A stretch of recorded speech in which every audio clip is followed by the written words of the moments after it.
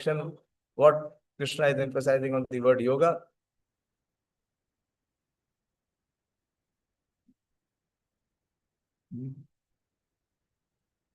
Yes, Vijay Prabhu. You can answer directly. You are saying union with him. Yes, connection with him. First is connection. Unless and until we have connection, how we can have union? So to foster spiritual relationship with the Supreme God. So unless and until we have that relationship with the Lord, then we cannot perform action for his pleasure. So Krishna speaks on the principle of yoga. And then further he spoke on how Krishna removed the misconceptions. He says, Ye yatham mam prapadyante. Krishna reciprocates according to the intent and inclination of the aspirant. And then Krishna spoke about how to perform inaction in action, how to be able to perform inaction while performing action. That means performing action which is not going to give any reaction, or that action which is a liberating action. And also Krishna gives the knowledge and the wisdom to be able to see action in inaction. First, how to see inaction while performing action. And second is, when not performing action, to be able to see action. That is to be able to see the reaction. So that principle Krishna spoke. And how to come to that platform, Krishna recommended many sacrifices, at least 10 types of sacrifices he recommended. Right from Drabha Yajna, then Swadhyaya Yajna, then we talk about pranayam, so many different worship to demigods, so many, and worship to the impersonal form. And then finally he said that the topmost sacrifice is the way of receiving knowledge is to surrender to a spiritual master who has this knowledge. And once you receive this knowledge from a bona fide spiritual master, then you will never ever be in illusion. Your life will be free from illusion. And then Krishna glorifies this knowledge, that in this entire creation, nahi jnane na sadisham pavitram ihavi. And finally, Krishna told Arjuna in the 41st and the 42nd verse of the last chapter that you should stand up armed with yoga and fight, and you should cut all your illusion and doubts which are there in your heart with this sword of knowledge. And what is that sword of knowledge that Krishna has given? So now we will see.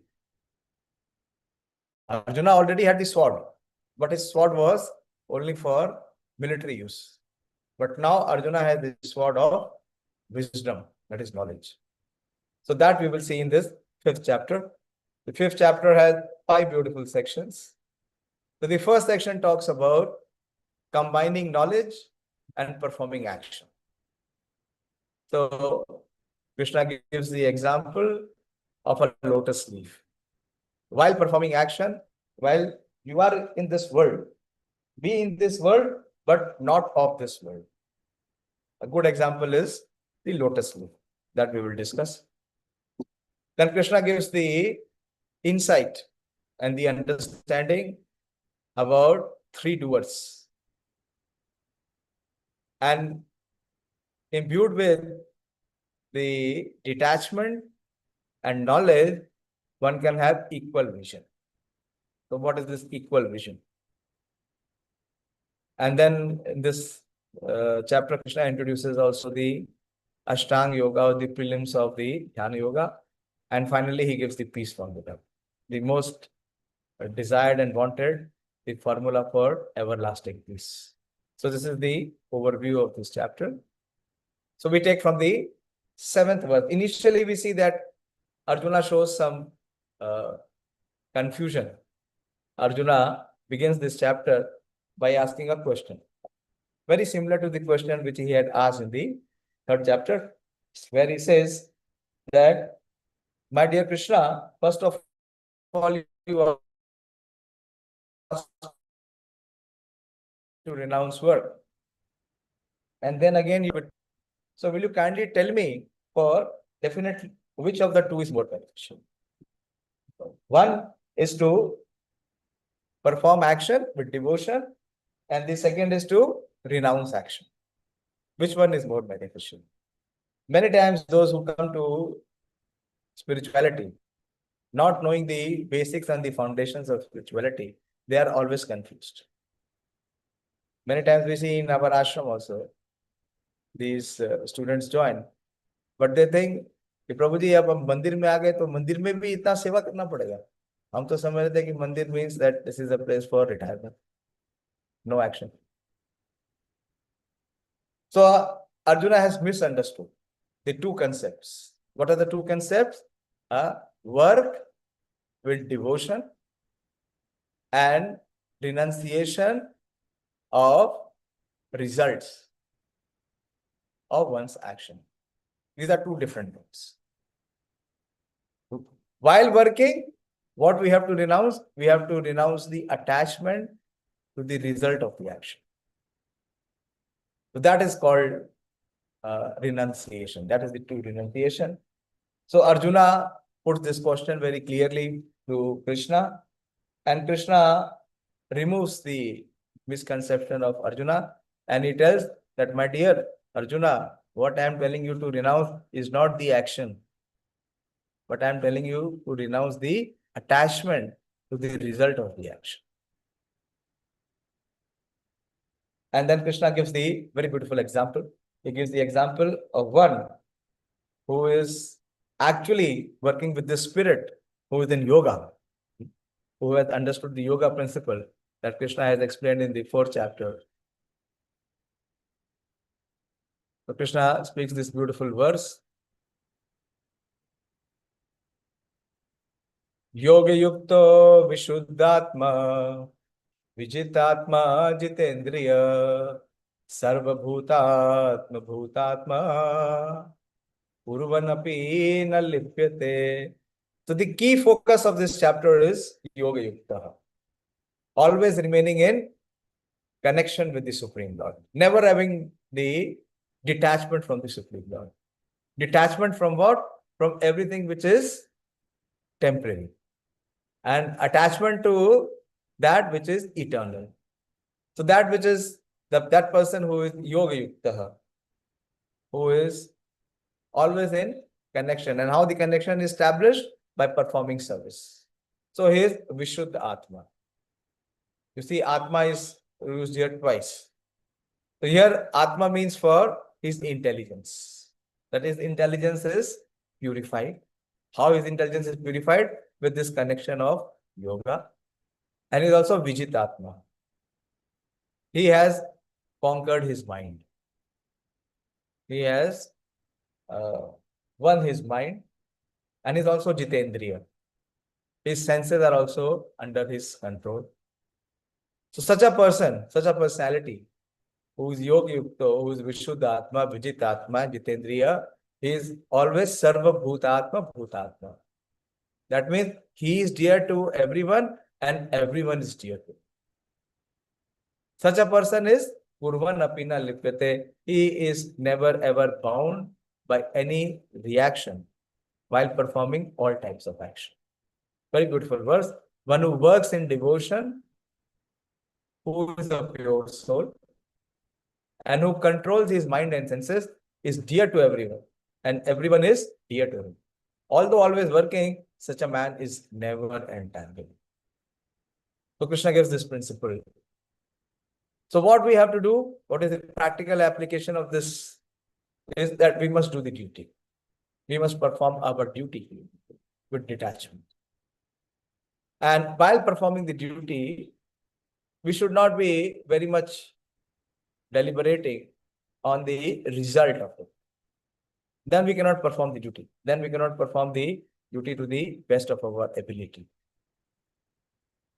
And the ABCD of keeping the duty in focus is, as I said, first and the foremost thing is how to be yoga yukta, is how can we be in connection with the Krishna? When we are in connection with those who are representatives of Krishna, the association of devotees. How can we be yoga yukta? When we are regularly studying and gaining knowledge from Bhagavad Gita, the book of wisdom that Krishna is giving us. And the most effective way of connecting with Krishna is through chanting of his holy names. Hare Krishna, Krishna Krishna, Hare Hare, Hare Rama, Rama Rama, Hare Hare. See, even a child can chant. You see this small 3-year-old Gaurangi, she can also chant.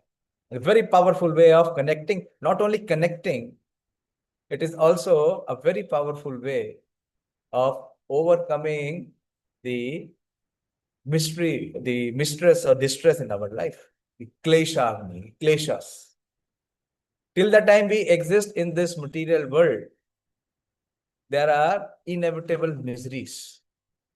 There are 3 types of miseries, which is inflicted to everyone. First is called the Adi Devika. These are coming from the supernatural resources, like excessive heat, excessive rain, or no rain, change of temperature. Everyone is to wear that. But some are very much affected, some are less affected, some are very less affected or not at all. This is called the Adi Devik Klesha.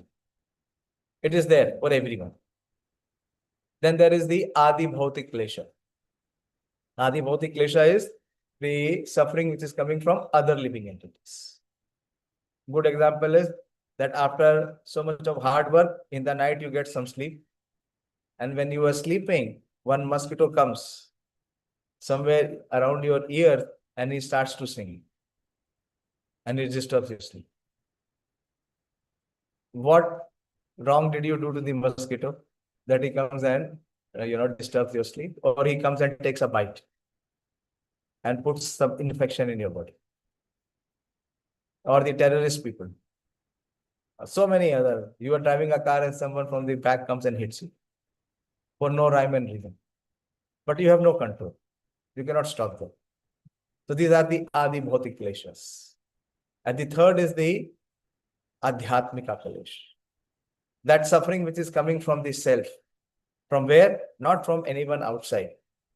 Not from the supernatural resources or not from other living entities. That is coming from within. From where? From our mind and intelligence. The most implication that we experience is not coming from outside, it's coming from our mind. The negativity which comes from our mind. So these are the kleshas. And these kleshas are like Agni, like fire. What the fire does, it burns. So it burns, our heart is constantly burning in the fire of suffering of these 3 diseases. So if we chant, so the chanting of the Hare Krishna Mahamantra, not only it connects us to Krishna, but it is like the shower of the rain. Bhava Mahadavagni Nirvapana. So it is the torrential rain of the love of the Supreme Lord which extricates the fire of suffering. And also there is Shubda. Shubda means that all auspiciousness in our existence is invoked. So,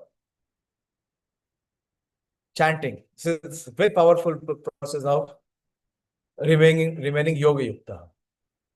And fourth is, even while the simplified thing of that we all, to subsist our bodies, we need to take food.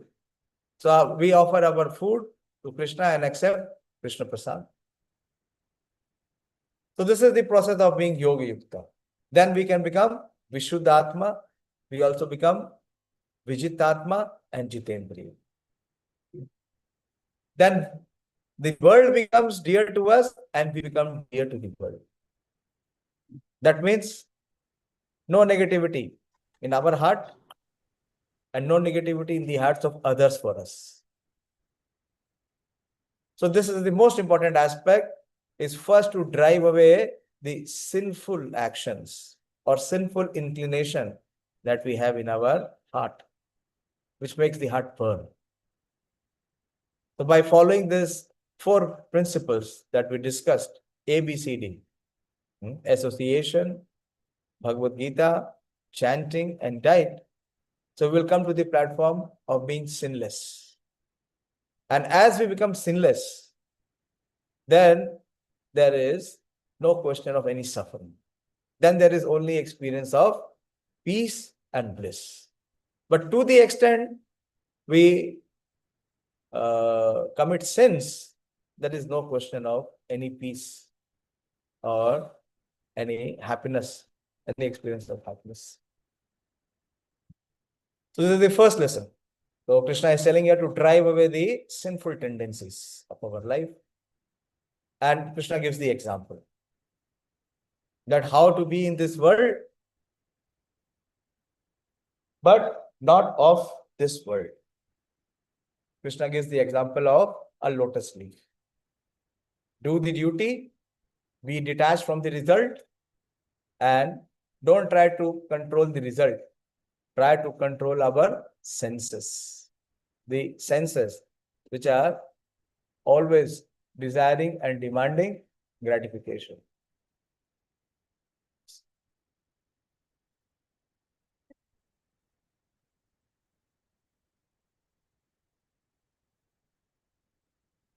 Okay, you can see this slide. So Krishna gives this beautiful example. This is in the 10th verse.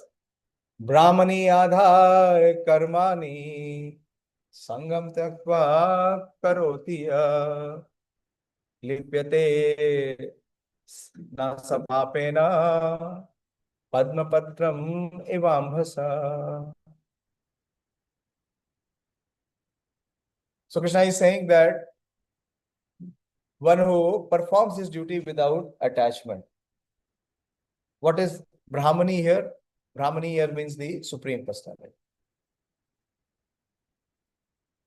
So one who is offering his duties, karmani, his actions, to the Supreme Lord. Our actions should be an offering to the Supreme Lord, which becomes sacrifice. We learned that in the last chapter. And how it becomes an offering? When there is sangam tattva. When we are giving up the attachment to the results. Or higher than that is how we can become detached from the result. We are surrendering the results unto this Supreme Lord. That is another understanding of Brahmani Adhaya Karma. So such a person is lipyate nasa papena. For him there is no sin or there is no sinful reaction. And what is the analogy given here? Krishna says Padma Patram Ivambhasa. Like the lotus leaf, although it is in the water. Lotus leaf is always, the lotus is always sprouting only in the water. Lotus will not sprout without water. So the lotus leaf is also in the water. But not a drop of water is there on the lotus leaf.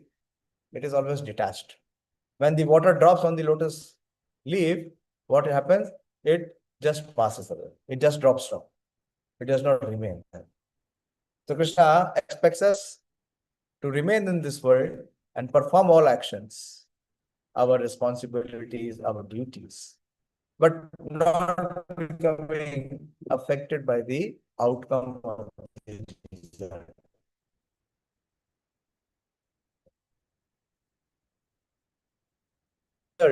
He is always in anxiety. You see, when we are most in anxiety, when we are too much obsessed about the result. So the person who is very much deliberating about the result, he is always miserable. He is always in a state of anxiety. of frustration. See some graphic examples are there. So most important is that we should not try to control the result, but we should try to control our senses. Purify our senses and our mind. Purify our senses how? By performing devotional services, devotional activities, the process of devotional service. We should purify the mind by chanting, and intelligence by studying the scriptures, Bhagavad Gita. Then we perform our duty. Bhagavad Gita equates duty to performing dharma. So there are 4 pillars of dharma. And what are these 4 pillars? The first is called daya or mercy. The second is satya or truthfulness. And the third is tapa or austerity. And the fourth one is shaucham or cleanliness. So if one observes these 4 pillars of dharma, of daya, satya, shaucham, and tapa, then again also his life will be free from sin. So what are the activities which breach or that impede the pillars of dharma? Is we have 4 regulative principles. First is to show mercy. That means we do not harm or kill anyone else, no other living entity. So the first regulative principle is that no meat eating, because the principle of dharma of mercy is compromised. Second is satya, truthfulness. So truthfulness means no speculation, no gambling. Because if we are in the profession of gambling or speculation, then we cannot observe the principle of truthfulness. We cannot be honest. We will always manipulate.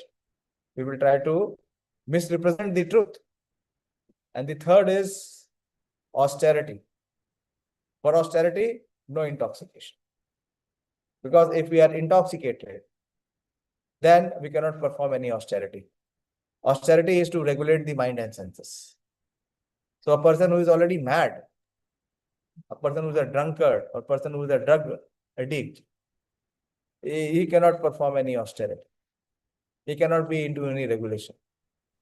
And fourth is cleanliness, which is internal and external both.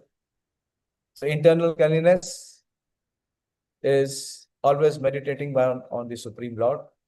So we should not meditate on how we can enjoy our bodies or how we can enjoy other bodies.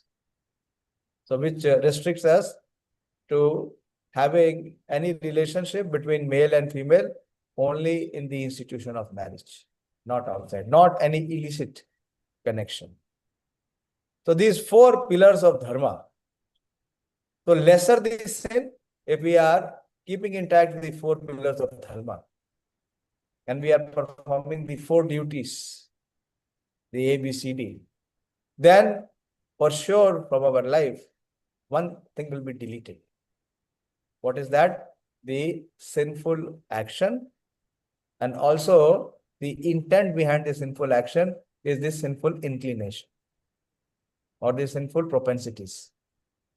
It will be terminated. So if there is no sin and no sinful desire and no sinful action, then there is no suffering. But to the extent we have both, we have sinful proclivity and we perform sinful activity, then one must suffer, one has to suffer. So here in this beautiful section of Bhagavad Gita, Krishna is uplifting Arjuna, and through Arjuna he is uplifting all of us, that how to experience that happiness or peace by giving up sin. And how one can give up sin? By performing one's duties, both the duties. In the second chapter, we explained in detail that there is Swadharma, the occupational duty, the duty related to the body, and Sanatan Dharma, the eternal occupation, the duty related to the soul. So here we are focusing on the soul. And then Krishna says that, Krishna gives another example. So how to maintain oneself, this balance, very difficult to maintain the balance. Krishna gives another beautiful example. In the 13th verse, he says, Sarva karma nimanasa sanyasaste sukham vashi navdware pure dehi neva kurvan nakarya. So there are two things. First, let us understand this. Although we discussed this in the second chapter also, that there is deha, which is the body, and there is dehi, which is the embodied. Meaning that which is within the body. What is that? That is the soul. So Krishna is saying when the embodied living being, what is the embodied living being? The soul, which is within the body, controls his nature and mentally renounces all action. He resides happily in the city of nine gates. So this Deha is compared to the city of nine gates. Navadware. The city in which we reside, that the soul resides, our body, it has 9 doors or 9 openings. So such a person is Neva Kurva. He is neither working, na karya, nor causing work to be done. That means he does not perform any sinful action. And of course, he is not subject to any reaction. So we will understand what are these 9 gates. How our body, very interestingly in this section, Krishna compares our body to the city of 9 gates. All of us have a city of 9 gates. So what are these 9 gates? So there are 2 openings in the ears. On the top, there are 2 openings in the ears. Then we have 2 nostrils. Then we also have 2 eyes. And we have mouth. So these are total 7. 7 is where this is on the face. And from these openings, from these doors or windows, we receive knowledge. From the ears we hear, from the eyes we see, from the nostrils we smell, and from the mouth, to the tongue we taste and we speak. So all bodily activities, all sensuous activities of knowledge acquiring senses and working senses, they are there. And there are 2 working senses, the 2 gates which are below. What is that? One is the anus, through which we cleanse our body. We dispose the refuse of food that we take in our body through the anus, and through the genitals we reproduce. So this is the composition of our body, which is the body of 9 gates. So Krishna says that one has to live very happily. Navadvare, he has to live happily. How he can live happily in this city of 9 gates? When he knows the purpose of this city. Why this city has been given to us, why this body has been given to us. Most of the people do not have this knowledge. They never question also. What is the purpose of receiving this body? They are thinking this body is mine and it is meant for only one purpose. What is the purpose? That is the purpose to enjoy. That we will see in the 16th chapter. Krishna will say that such people who are having this kind of thought process, these people are not divine. They are demonic. And the demonic people, they are meant to suffer. And why this body is changing? This body is constantly changing. Why this body is changing? Because the embodied, the soul which is inside the body, it is always in constant search for ultimate happiness. And this body is temporary. So from the temporary body, how the eternal soul can access eternal happiness. So what he is trying, his search is unfulfilled, is incomplete. So he continues to change body. And what is the basis of changing the body? That is also very interesting. On what basis he receives the another body of 9 gates?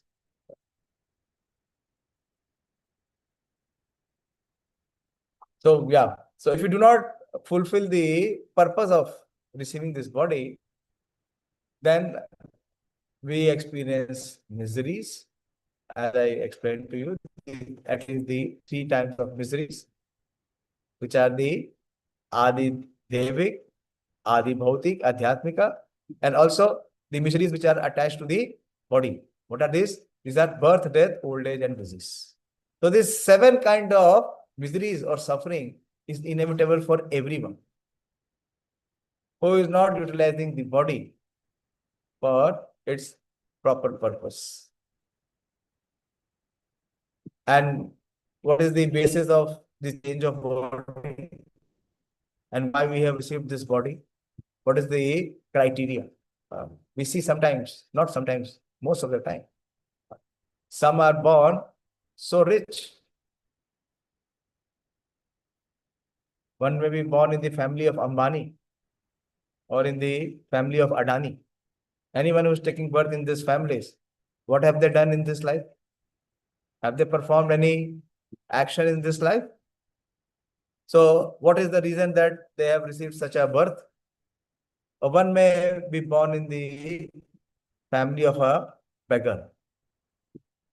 What is the criteria? Who decides who will receive birth where and on what basis? So there are 2 criteria. It is their karma in their previous life, the action that they have performed. The actions which they have performed in their previous life determine the body that they will receive in the next life. And also their desires and aspirations. What kind of desires and aspirations they have.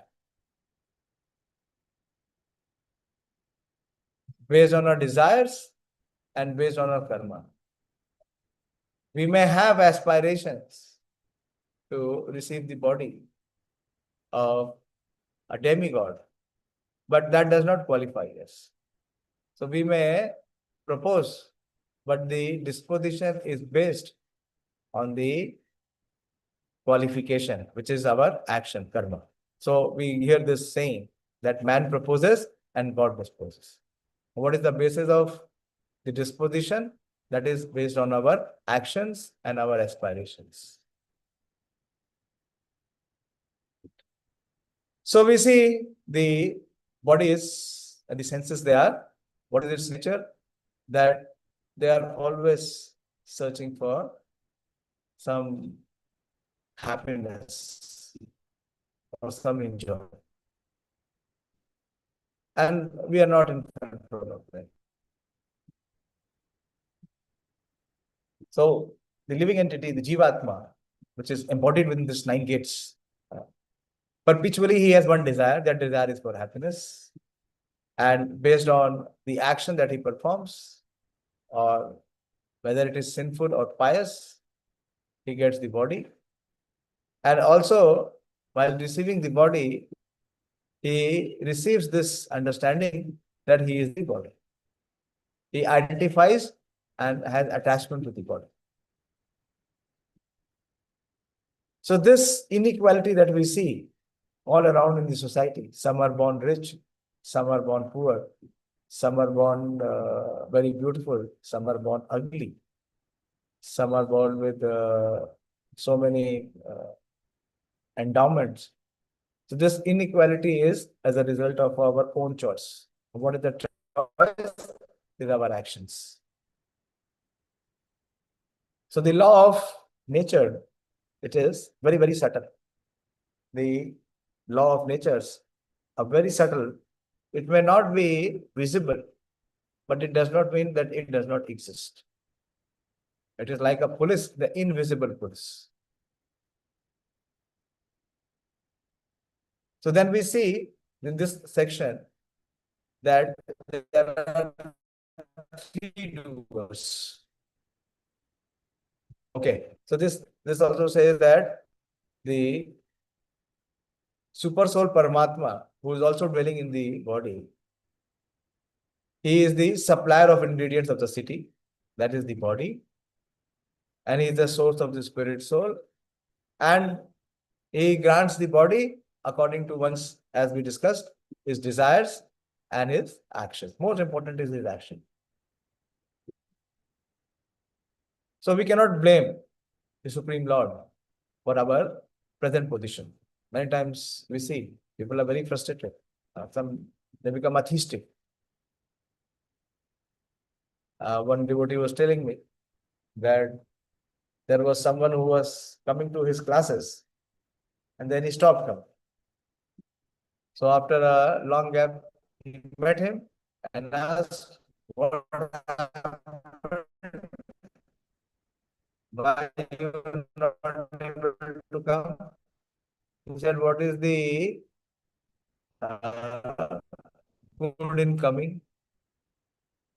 I wanted my son to get the admission in the best university, in the best college. But he could not get the admission. What is the result of coming to God if he cannot give us the admission where I do? People who are in complete ignorance.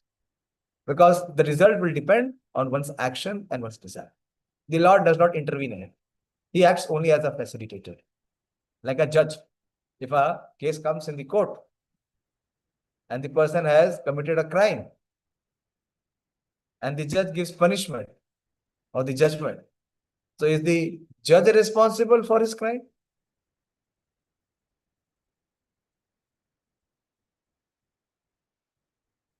So there are three levels of doers that the person is able to see, that he is able to see the soul. The soul is not the doer. He is also able to see the super soul. The super soul is only the sanctioning authority. Material nature. Material nature is the swabhava. So he says that, so there are three doers. Because of the three doers, any result or the reaction of the action is coming. So because of the three doers, he is able to have the vision of equanimity. He is to have a universal vision. Not the vision which is based on only one's body. And what is that universal vision? Vidya vinay sampanne brahmane gavi hastini shuni cheva swapake cha pandita samadarshina. So by virtue of true knowledge, what is the knowledge? The knowledge of the three doers. The Jivatma, the Paramatma, and the Prakriti. What he sees with equal vision, a learned man, a Brahmana. Brahmana is learned. Gavi means cow. And Hastini means the elephant. He also sees the dog. It is the Swapacha, the Suni Cheva. And Swapacha means the dog eater, the Chandal. What he sees? He sees the three doers or the super soul in every body. In every body, which is the body of nine gates, he can see the existence of the three doers and also the presence of the Paramatma in the heart. So there is an effect. So what is the effect of this equal vision and what is the implication of this equal vision? As we said, you can see clearly the three doers, the Jivatma, the Paramatma, and the Prakriti. And you can also see the presence of the super soul. He can see the connection. He can see the connection of everyone with the Supreme Lord. And he can also see on his own part that how these three doers are there for the action which he is performing. And he can see that in others as well. So what is the result? What is the implication? That he naturally becomes sober or tolerant. He is not immediately excited or he does not immediately react because he is based on knowledge. And because he sees the connection of everyone with Krishna as the super soul. So he has genuine kindness. He considers others' connections with Krishna also as important, as considers his connection with Krishna as important. And very importantly, he gives up the unrealistic expectations from himself and others. This is a very big boon because the most suffering that comes from our mind and intelligence is because of unrealistic expectations of self and from others. That is the most immediate cause of our suffering. So with this knowledge, with this equal vision, and being remaining as a lotus leaf in this world, what does it mean to be a lotus leaf in this world? This is the practical part of giving up unrealistic expectation from oneself and from others. So because he sees everyone connected with Krishna, he sees that if everyone is Krishna's friend, so how can anyone be his enemy? Prabhupada, Srila Prabhupada, when he was preaching in the West, in US, in early 1960s, so at that time in United Nations, there were very few countries. And now we see there are more than 150 countries. So Prabhupada's question, where is this United Nation or disunited nation? Every year the countries are increasing. Why? Because there is no common brotherhood. Why there is no brotherhood? Because there is no common father. How can there be any false brotherhood? Brotherhood is only possible when we have a common father. Right or wrong? If the father is not the same, how can we be brothers? So the fighting will continue, the conflict will continue. So this vision, this equal vision, removes the conflict with others. And he can see the presence of the Supreme Lord, the Super Soul, in everyone's heart. Why? Because he is situated in Vidya, in this knowledge, the transcendental knowledge. And he has this genuine kindness, Vinay, humility. So this is the reason for why he is not agitated, or he can curb the urges of the mind and the senses. And then in this chapter also, Krishna gives a small introduction to the Ashtanga Yoga section, which we will discuss in the next chapter. And the final Krishna gives the peace formula. He concludes the entire chapter by giving the summation of how to apply this principle of peace and everlasting bliss in our life by accepting Krishna as Bhoktanam Yagatapasam Sarvaloka Maheshwaram Shruhidam Sarvabhutanam Yatvamam Shantim Richati. So Krishna says that the person who is in Krishna consciousness, who has equal vision, who knows the three doers, who is detached from the results, but who is very much alert to performing his duties. He sees me as Bhokta. Bhokta means the enjoyer or the possessor of all the activities, yajna and tapasa. This is the first understanding, that Krishna is the enjoyer. So what are we? We are the facilitators or cooperators. The purpose of our existence is to expand Krishna's enjoyment. So it does not that we want to replace Krishna. Why Krishna is the enjoyer? I want to be the enjoyer. That is demoniac. The demons, they never accept Krishna as the Bhokta because they want to become Bhokta. This is the mentality of Ravan. Ravan, he wanted to enjoy separately from Rama. So he kidnapped Sita.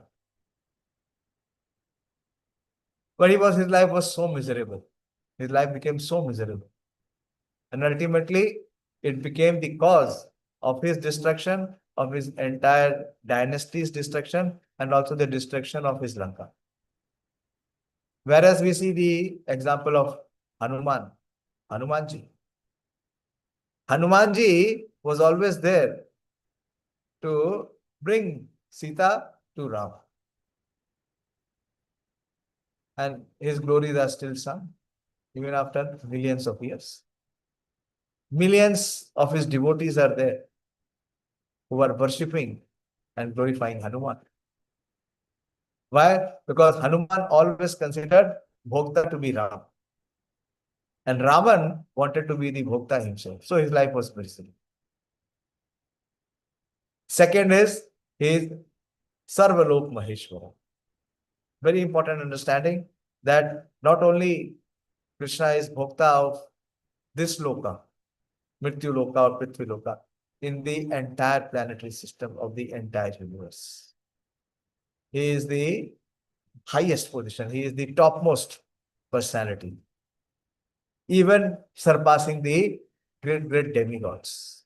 Sarvalok, even the highest planetary system, may it be Brahmalok or Satyalok, any lok. He is Maheshwara. And also, the third aspect, although he is Bhokta, he is the enjoyer, also he is the Maheshwara.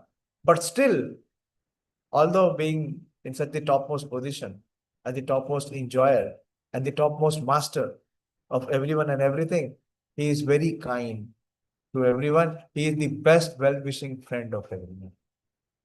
And he never abandons the friendship of every living entity, not even for a moment. He is Suhidam Sarvabhutana. So one who understands Krishna in this three principal ways, Gyatva Mam, one who knows Krishna as Bhokta, Ram Yagatapasham, Sarvalok Maheshwaram, and Suhidam Sarvabhutanam, Shantim Richati. He can achieve or attain to everlasting peace. And he can achieve freedom from all pangs of material business. This is the peace formula. Very simple. English is a very tricky language. The words mean so much. If you know God, then you know peace. If you do not know God, then you also do not know any peace. Or you can experience pieces of mind, but no peace. So this is the peace formula, the most eternal and everlasting peace formula to keep Krishna in the center as the enjoyer and master. And we become what? We become his assistants or cooperators. Then everything that we perform should be an offering to Krishna. I'll give you some very practical examples. How it is possible. Many times we see in our temple, someone buys a new car. And what he does? He comes and he gives the key to the pujari to offer to Krishna. And then he invites the pujari that you please do some puja. For a moment, but that is also very short-lived. It is only till that time, for the first time he has taken the car. But then he keeps the keys himself. He does not hand it over to Krishna. Or you see, somebody is getting married. So what they will do? The boy and the girl from their family side, they will come and give the first card to Krishna. Yeah, that they are having this union for keeping Krishna in center. But in their life, they will never worship Krishna. They will not offer their food to Krishna. So this will not help. This will not help. So here Krishna is giving this knowledge that whatever we do, whatever we have, we make it as a loving offering to Krishna. And then what we see, that Krishna, who is the ever well-wishing friend, Krishna will protect us from all sinful inclinations, from all sinful proclivities and sinful actions. The life of a devotee, of an aspirant, will be free from sin by following the four regulative principles, the four pillars of dharma, and by practicing the four recommendations of ABC. So we can see practically in our life that if we accept what Krishna is recommending in this chapter, and very powerfully the everlasting peace formula, then our life will be very blissful. Why? Because the life is pure. It is pristine. It has no contamination of any sinful action. And when we are free from the sin, then we can enjoy the freedom to experience spiritual bliss. So I come to the end of my presentation today. And in a nutshell, I tried to present the chapter, very important chapter, of how we combine the knowledge which Krishna is giving. And based on the knowledge, we are performing the action. In this chapter, particularly, knowing the three doers, knowing that the body is a temporary, like a gate. It is a city of 9 gates, 9 openings. So while we remain in this world, we perform our duty very diligently, but we remain detached. I'll give you some examples to correlate and connect. Like we are traveling. We travel, we go from one city to another city, either for vacations or for our occupation. So like we are traveling in a train. So what do we do when we are traveling in the train? While traveling in the train, we see from the window of the train, we see the natural beauty. We admire. Sometimes there are many beautiful scenic views. There are some mountains, some rivers, greenery. All of it we see, we appreciate, we enjoy also. But we never claim that it belongs to us. Now we want to enjoy it. And we also have one responsibility, that while we are seated in the train, it is our duty to keep the premises, the surrounding of the train clean. Not that we make it contaminated. So in this way, while remaining in this world, we have to be like a traveler. We are actually a traveler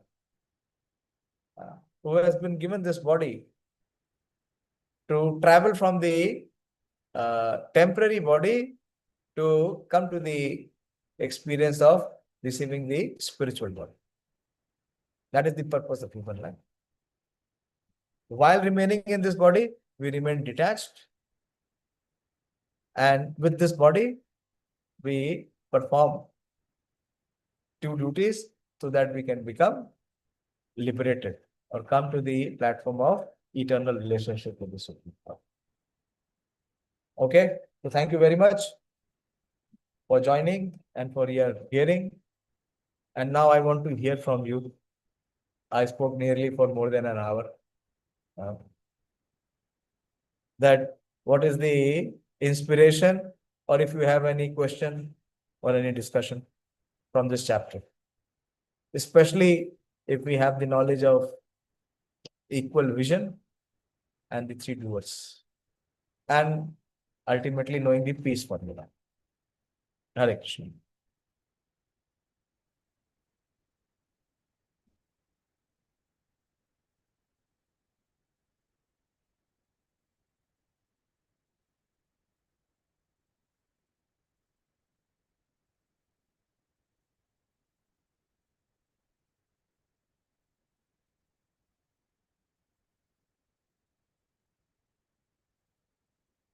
Everyone is very peaceful.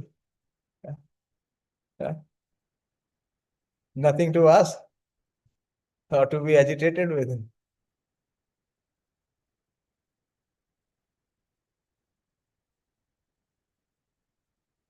Vijay Prabhu, you are hearing?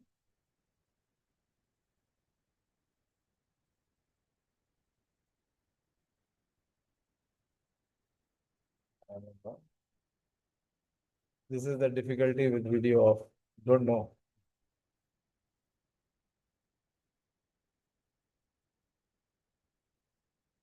Okay, Krishnam, your video is on. You have any question? Hare Krishna, I'll just say, eat prasadam and stay happy. Chant Hare Krishna and be happy. Currently, I'm in Monday right now. Okay. So you have found the peace formula.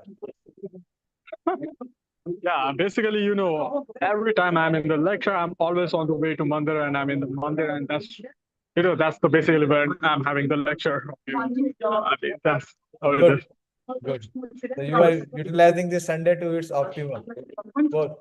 You are giving Yeah, the you can say. peace to the soul also and peace to the body also. Good. Yeah, you can say that. Okay. Very good. How is the weather there? Is it hot? I mean, yeah, sometimes it does. Like it's in 30s right now, not in 40s as of now. So it's okay, manageable being an Indian. So Okay. yeah. Okay, good. I'm very happy, Krishnam. You are a source of inspiration. Every time you are joining from Tashkent. Yeah, sure. Thank you very much. I mean, Uh, it's all Krishna's grace. Good. Okay.